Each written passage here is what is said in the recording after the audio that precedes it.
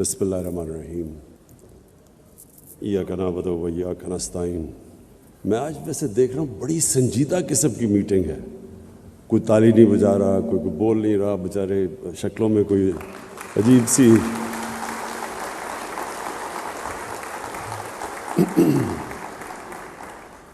پہلے تو معید یوسف آپ کو میں مبارک دیتا ہوں، خراج تحسین پیش کرتا ہوں کہ یہ بڑی امپورٹنٹ آپ نے یہ جو سیکیورٹی ڈائلاگ ہے یہ ہمارے ملک کے فیوچر کے لیے بہت امپورٹنٹ ہے۔ ہم نے کبھی اس طرح کی سیکیورٹی کے اوپر کوئی بات کی نہیں کہ ہمارے ذہن میں سیکیورٹی کا مطلب تھا فوج، اور ہم نے اس سے آگے کبھی سوچا ہی نہیں کہ سیکیورٹی ایکچولی ملٹی ڈائمینشنل چیز ہوتی ہے۔ سب سے بڑی اگر قوم میں انسیکیورٹی ہوتی ہے تو وہ تب جب اس کے ملک میں ایک چھوٹا سا جزیرہ امیر لوگوں کا ہو اور غریب کے سمندر کے بیچ میں ہو، یعنی جب ایک ملک کی پراسپیرٹی انکلوسیو نہ ہو وہ ملک ہمیشہ انسیکیور رہتا ہے۔ تو میں جب مدینہ کی ریاست کی بات کرتا ہوں مجھے بڑا افسوس ہوتا ہے کہ لوگوں کو اس چیز کانسیپٹ سمجھ ہی نہیں ہے مدینہ کی ریاست کیا ہے۔ وہ سمجھتے ہیں جی ووٹ لینے کے لیے بات کر رہے ہیں یا کوئی پتہ نہیں اسلام کو استعمال کر رہے ہیں پولیٹکس کے لیے، اس لیے کیونکہ لوگوں نے اسٹڈی ہی نہیں کیا وہ ماڈل۔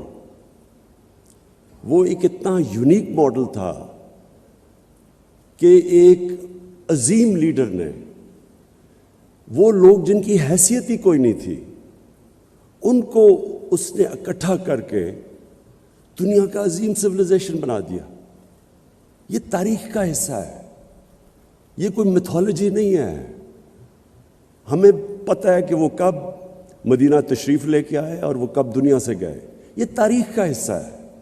وہ کتنے لوگ تھے پہلی جنگ میں اور 10 سال کے بعد وہ کیا تھے، وہ 20 سال کے بعد وہ سویلائزیشن کدھر تھا، 25 سال کے بعد 50 سال کے بعد سویلائزیشن کہاں تھا۔ یہ تاریخ کا حصہ ہے۔ وہ ماڈل کیا تھا؟ وہ ایکچولی یہ جو آپ کی نیشنل سیکیورٹی ہے یہ بالکل وہ اگر آپ ماڈل سمجھ جائیں وہی سیکیورٹی ہے ملک کی۔ انہوں نے دنیا کی پہلی ویلفیئر سٹیٹ قائم کی، پیسے بھی نہیں تھے، ان کے پاس کوئی دولت نہیں تھی، بڑے ہجرت کر کے آئے تھے، غریب لوگ تھے، لیکن انہوں نے ایک چیز ثابت کی کہ جب ایک قوم اپنے کمزور طبقے کا دھیان رکھتی ہے اصل میں سیکیورٹی وہ ہے، وہ سیکیور ہو جاتی ہے، قوم کھڑی ہو جاتی ہے، سب کا سٹیک ہوتا ہے قوم کے اندر۔ جب تک کہ ہر انسان کا سٹیک نہیں ہوتا آپ جتنے مرضی 22 کروڑ کا ہجوم ہے وہ انسیکیور رہے گی ہمیشہ۔ سیکیورٹی تب آتی ہے جب ہر شہری اپنی قوم کو اون کرتا ہے۔ فوج سیکیورٹی نہیں دے سکتی، لمیٹڈ سیکیورٹی ہے۔ سیکیورٹی دیتی ہے عوام۔ عوام جب کھڑی ہو جاتی ہے قوم بن جاتی ہے، وہ سب سے طاقتور قوم ہے۔ چھوٹا سا کیوبا، سینکشنز کتنی لگیں، وہ کیسے سروائیو کر گیا؟ کیونکہ جو حکومت تھی دنیا کی بہترین فلاحی ریاست انہوں نے بنائی۔ ہر انسان کے لیے انہوں نے ایک ریاست نے سٹیک دے دیا کہ یہ آپ کی ریاست ہے، اور جب انہوں نے ویلفیئر سٹیٹ بنائی کچھ بھی نہیں تھا، کچھ بھی نہیں ہے ان کے پاس، کمپیئر کریں پاکستان سے، لیکن وہ کھڑے ہو گئے۔ تو ہمارا جو پاکستان کا سب سے بڑا انسیکیورٹی کا اب تک جس وجہ سے ہم انسیکیور ہیں جو وجہ ہے وہ ہماری ان ایکول ڈیولپمنٹ ہے۔ ہمارے امیر غریب کے اندر فاصلے بڑھتے رہے، ہمارے ملک کے اندر ایک چھوٹا سا ایلیٹ نے کیپچر کر لیا ملک کی ریسورسز، اور ایلیٹ نے دوسروں کو کمپٹیشن کو آنے نہیں دیا، جو اصل انٹرپرینرز تھا ان کو اوپر نہیں آنے دیا۔ اس نے ساری ریسورسز، اور اس سے زیادہ ظلم کا نظام کیا ہوگا کہ چھوٹے سے ایلیٹ نے ایک انگلش میڈیم سسٹم لے آیا ایجوکیشن کا، اور ایجوکیشن سسٹم کے ذریعے لوگوں کو نیچے کر دیا، ایک اپارٹھائڈ بنا دی کہ جو صرف اچھی نوکری انگلش میڈیم، باقی عوام کے لیے سیکنڈری نوکریاں۔ تو سارا جو ہمارا سسٹم تھا ایجوکیشن کا، ہیلتھ سسٹم، وہ آہستہ آہستہ گورنمنٹ ہاسپٹل سے ڈی جنریٹ کر گئے. صرف پرائیویٹ ہاسپٹل میں لوگ جا کے اچھا علاج کروا سکتے تھے یا ملک سے باہر جاتے تھے. اور وہی جسٹس سسٹم کے اندر بیچارہ غریب جب طاقتور کے سامنے آتا تھا اس کو جسٹس نہیں ملتا تھا, بے روزگار ہوتا تھا, اس کو کوئی اسٹیٹ کوشش نہیں کرتی تھی اس کی مدد کرنے کے لیے. تو ہمارا جو یہ نان انکلوسیو گروتھ ہے, میں اگر مجھے کہیں کہ ایک چیز پاکستان کی انسیکیورٹی میں جس کا سب سے بڑا ہاتھ ہے وہ یہ تھی. اور سیکنڈلی رول آف لا. کوئی بھی دنیا میں معاشرہ اگر سمجھتے ہیں ہم کہ وہ ترقی کر جائے گا, وہ اپنے پوٹینشیل پہ پہنچ جائے گا, وہ رول آف لا کے بغیر نہیں پہنچ سکتا.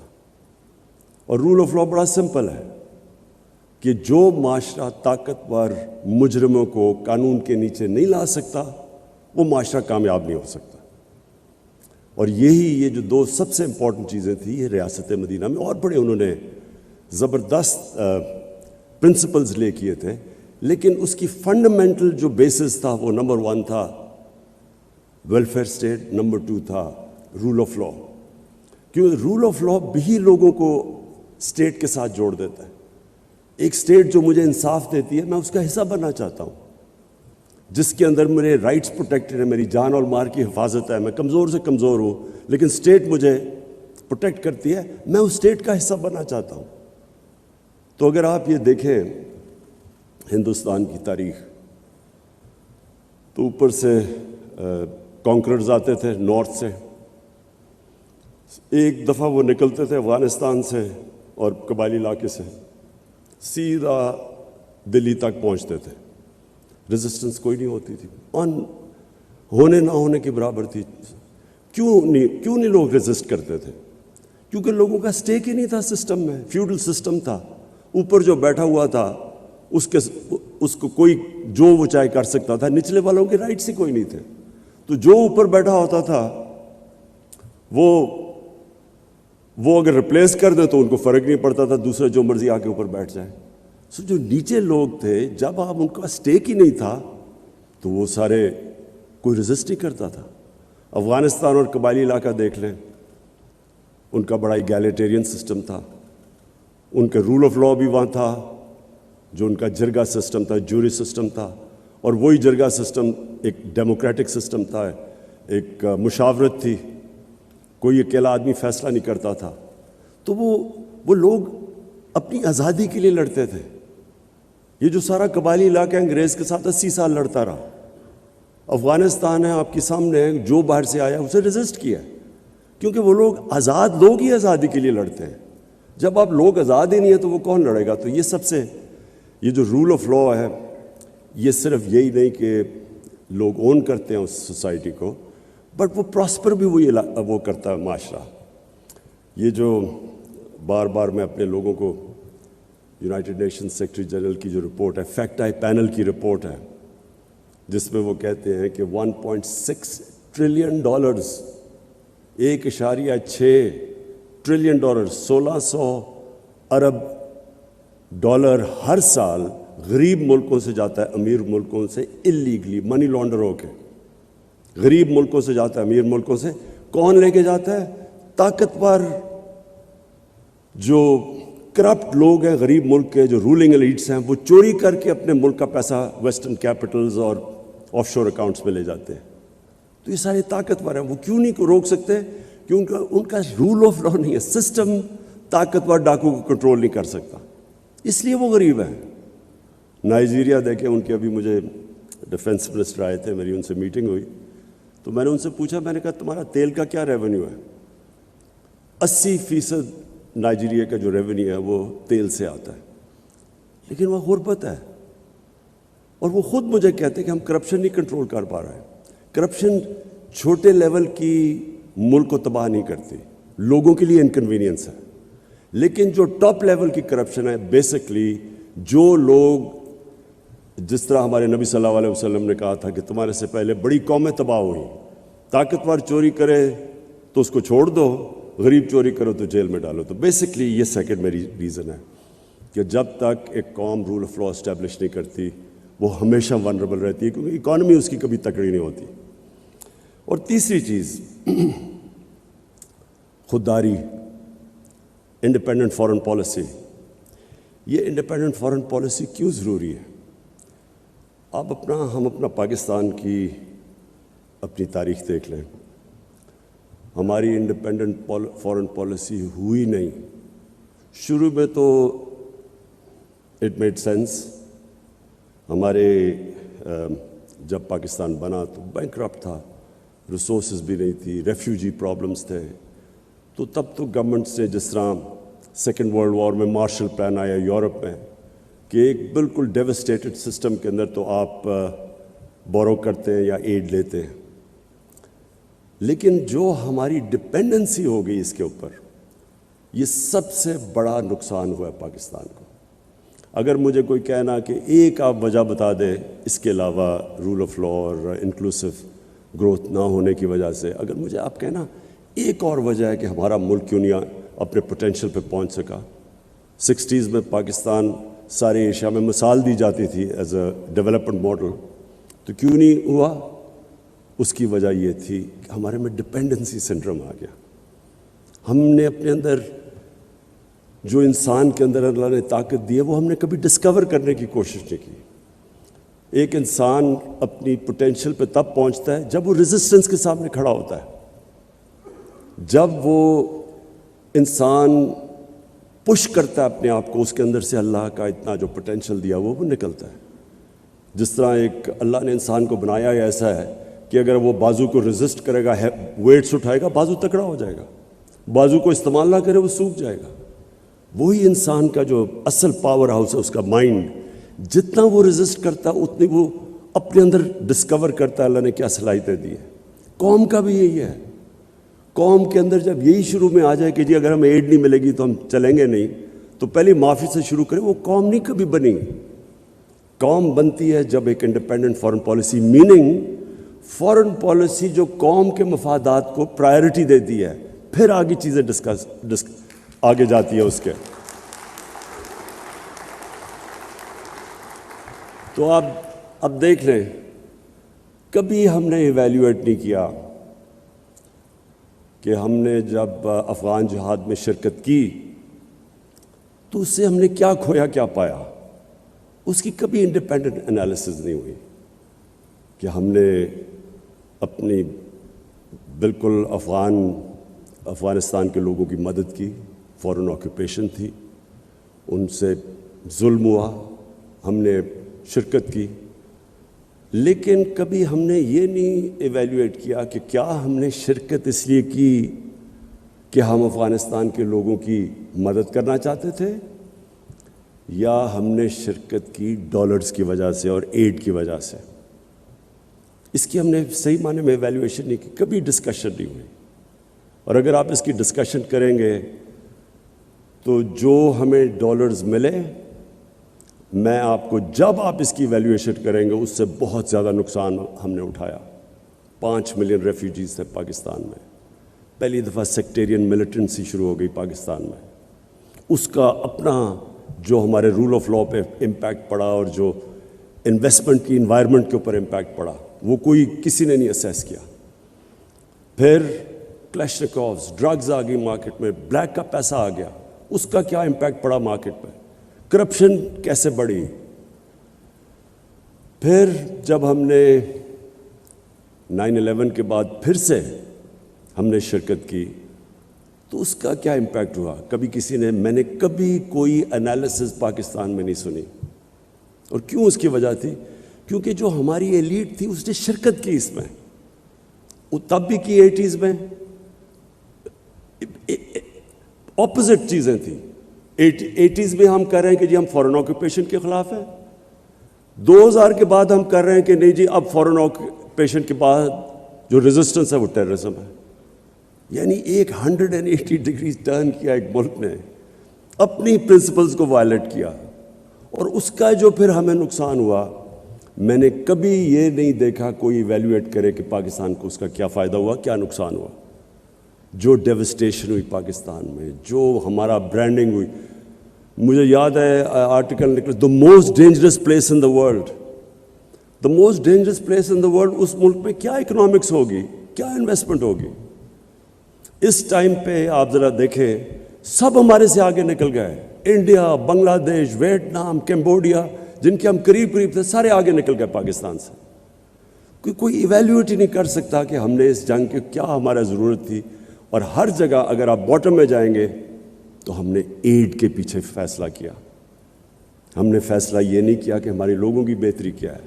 ہمیں ایک کسی اور ملک کے مفادات کے لیے ہم نے اپنے ملک کو قربان کیا اور پھر ایویلیویشن بھی نہیں کبھی کی.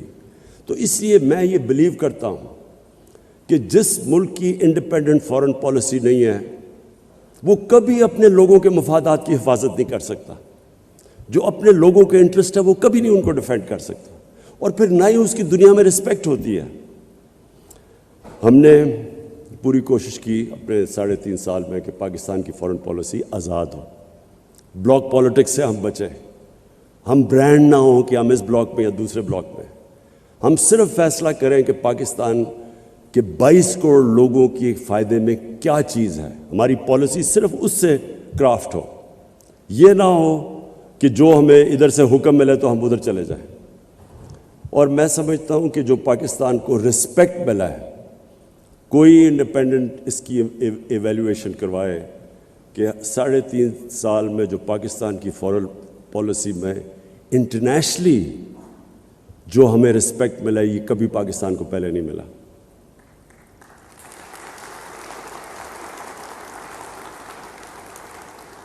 ہمیں بڑا ناراض ہو کے ایک ہمارے بڑے طاقتور ملک کہا جی آپ رشیا کیوں چلے گئے. ایک ملک کو کہہ رہے ہیں کہ آپ نے رشیا کا دورہ کیوں کیا ہے اور غصے ہو گئے ہیں. ہندوستان جو ان کا ایلائی ہے کوڈ کے اندر ان کا ایلائی ہے اس کی پوری مدد کر رہے ہیں. وہ نہ تو صرف ہندوستان وہ روس سے نیوٹرل ہے وہ ان سے تیل امپورٹ کر رہے ہیں جب ان کے اوپر کوشش کر رہے ہیں سینکشنز لگانے کی کہ رشیا کو پریشرائز کریں. اور میں آج بیان پڑھ رہا ہوں برطانیہ کی فارن سیکرٹری کا کہ جی ہم ہندوستان کو نہیں کہہ سکتے ان کی انڈیپینڈنٹ فارن پالیسی ہے. It's an independent country. تو ہم کیا ہیں؟ ہمیں تو صرف آپ وہاں کیوں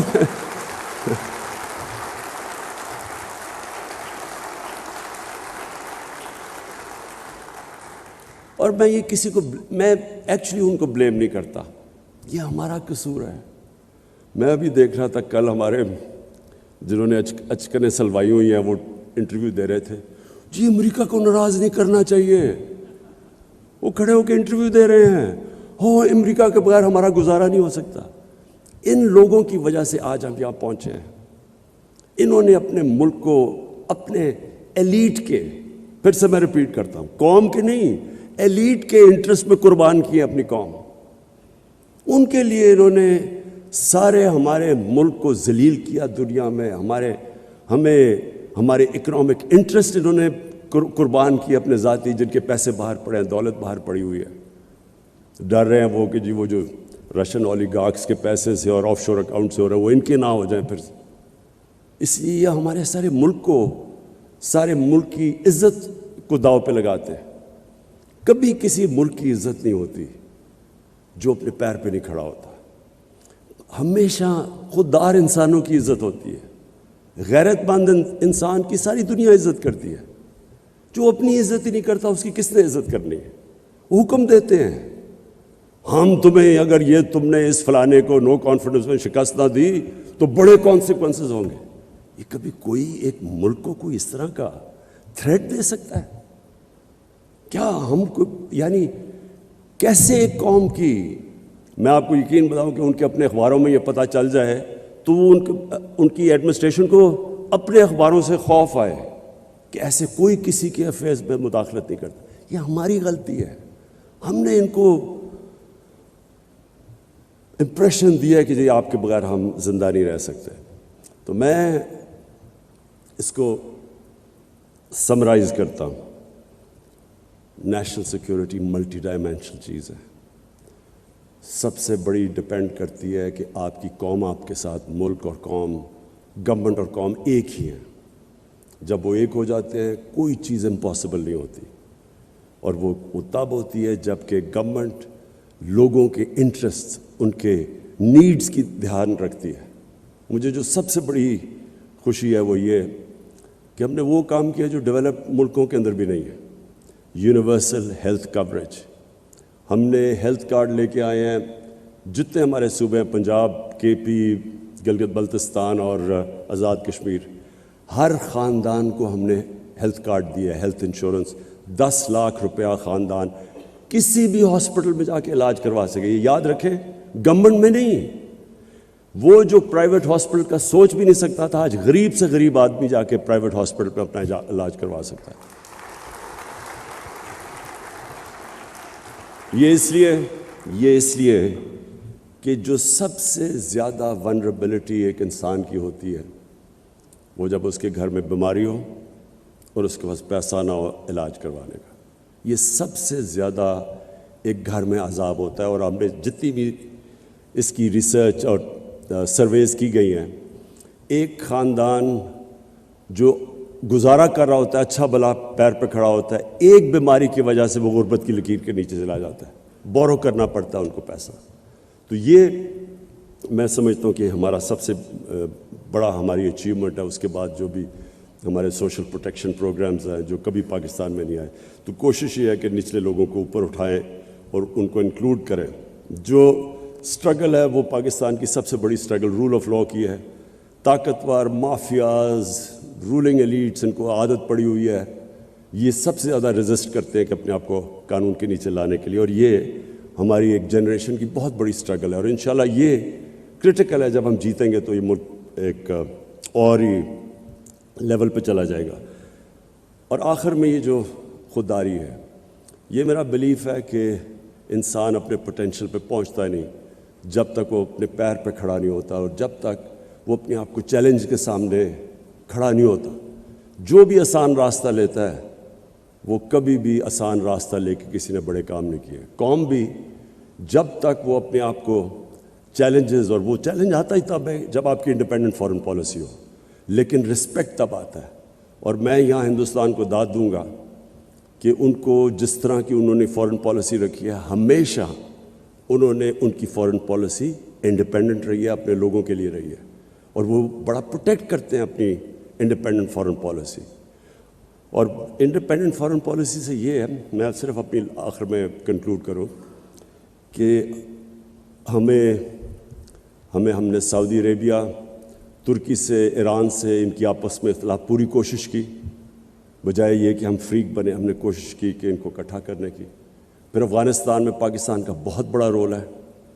ہم نے پوری کوشش کی کہ جو افغانستان کا پیس پروسیس ہے اس کو ہم آگے بڑھائیں.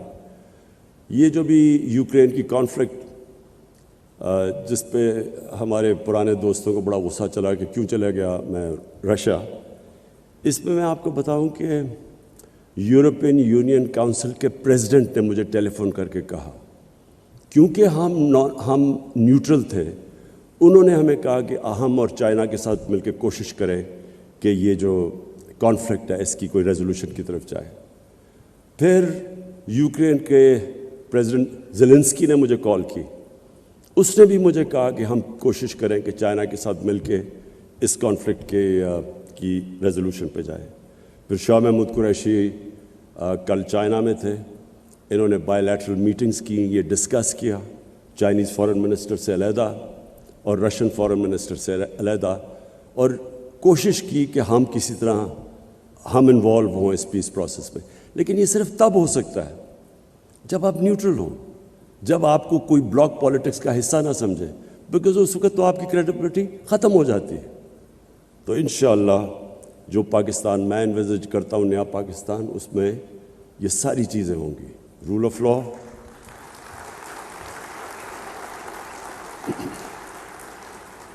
لاء، فلاحی ریاست جس میں انسانیت ہو، جس میں انکلوسو گروتھ ہو، اور ایک انڈیپینڈنٹ فارن پالیسی جس کا صرف ایک مقصد ہو کہ ہمارے لوگوں کے انٹرسٹ کو پرائرٹائز کیا جائے. اور ہم کبھی بھی، یہ جو سب سے بڑا ٹریپ ہے، ایڈ کی وجہ سے، ڈالرز کی ایڈ کی وجہ سے اپنے لوگوں کے انٹرسٹ کمپرومائز نہ کریں. ایویلویشن کریں کہ آج تک جو ہم نے ایڈ لے کے پالیسیز بنائی ہیں، اس سے ہمارے لوگوں کو کیا فائدہ ہوا، یہ کیا نقصان ہوا. اور میں آج آپ کو کہتا ہوں کہ سب سے بڑی قیمت ہماری عوام نے اٹھائی ہے. جب ہم نے ڈالرز لے کے کانفلکٹس کے اندر حصہ لیا ہے تو قیمت ہماری عوام نے اٹھائی ہے. ایلیٹ جو چھوٹی سی تھی، جن کے بینک اکاؤنٹس بھی باہر ہیں، آف شور اکاؤنٹس، ان کو تو فائدہ ہوا ہوگا، لیکن پاکستان نے لوز آؤٹ کیا. تو میں معید آپ کو پھر سے اینڈ میں سیکیورٹی ڈائلاگ کی خراج تحسین پیش کرتا ہوں. یہ بڑا زبردست آپ نے کام کیا سارے اسٹیک ہولڈرز کو، تاکہ ہمارا ایک کنسنسس بنے سارے ملک میں کہ جو ہمارا سیکیورٹی کا جو روڈ میپ ہے وہ سب اسٹیک ہولڈرز اس کو اون کریں. شکریہ.